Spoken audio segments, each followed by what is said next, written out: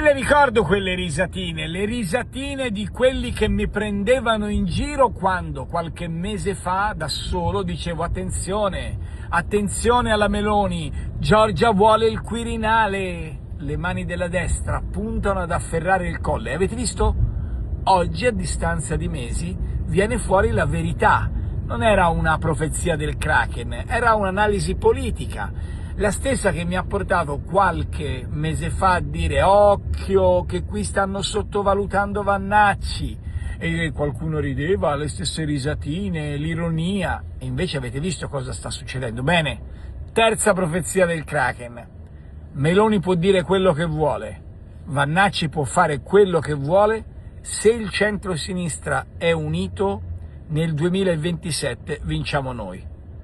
Se il centro-sinistra si divide, allora vanno ricoverati.